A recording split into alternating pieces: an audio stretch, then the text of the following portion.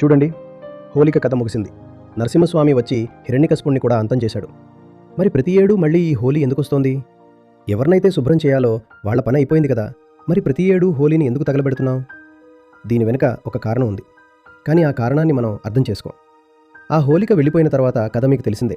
హిరణ్యకశిపుడు నువ్వలా చావో కదా అని ఒక ఇనుప స్తంభాన్ని ఎర్రగా కాల్చి దాన్ని పట్టుకోమన్నాడు.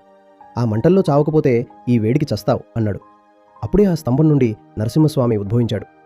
హిరణ్యకశిపుడు చావు తప్పించుకోవడానికి పెట్టిన షరతులన్నీ ద్వైతానికి సంబంధించినవి. కానీ నరసింహస్వామి ఆ ద్వైత షరతులన్నింటినీ ముక్కలు ముక్కలు చేసేశాడు. లోపల కాదు, బయట కాదు, గడప మీద చంపుతాను. పగలు కాదు, రాత్రి కాదు, పగలు రాత్రి కలిసే సంధ్యా సమయంలో చంపుతాను. అస్త్రం కాదు, శస్త్రం కాదు, నా గోళ్లతో చీల్చేస్తాను. భూమి మీద కాదు, ఆకాశంలో కాదు, నా తొడల మీద పెట్టి సంహరిస్తాను అన్నాడు. దీని అర్థం ఏంటో తెలుసా? అద్వైతం మాత్రమే ద్వైతాన్ని చీల్చగలదు. ఇదే హోలీ ఇచ్చే అసలైన సందేశం.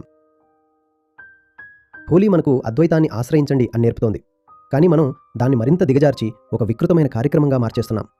మన మనసులో నేను పురుషుణ్ణి, నేను ఒక స్త్రీకి రంగు పూయడానికి వెళ్తున్నాను అనే భావన రావడమే ద్వైతం. ఈరోజు హోలీ నేను మేకను కోసి తింటాను అనడం కూడా ద్వైతమే. హోలీ అంటే నీ చైతన్యాన్ని పెంచుకోవడం, నీ లోపల ఉన్న స్పృహలేనితనాన్ని తగ్గించుకోవడం. ఏడాదంతా నువ్వు ఏ మత్తులో ఉన్నావో ఆ మత్తు ఈరోజు వదలాలి అని హోలీ వస్తే మనం ఆ రోజే ఇంకా ఎక్కువ మత్తు ఎక్కించుకుంటున్నాం. ఇక విదేశీ మహిళల విషయం చెప్పక్కర్లేదు. ప్రతి ఏడూ ఏదో ఒక గొడవ జరుగుతూనే ఉంటుంది. రంగులు పూసే సాకుతో వాళ్ళని పట్టుకోవటం, తాకడం, ఇదంతా ఎందుకు జరుగుతోంది? ఎందుకంటే ఆ కథ మనకి ఏం చెప్పాలనుకుంటుందో మనం అర్థం చేసుకోలేదు. ఆ కథలోని ప్రతీకల అర్థం మనకు అస్సలు తెలియదు.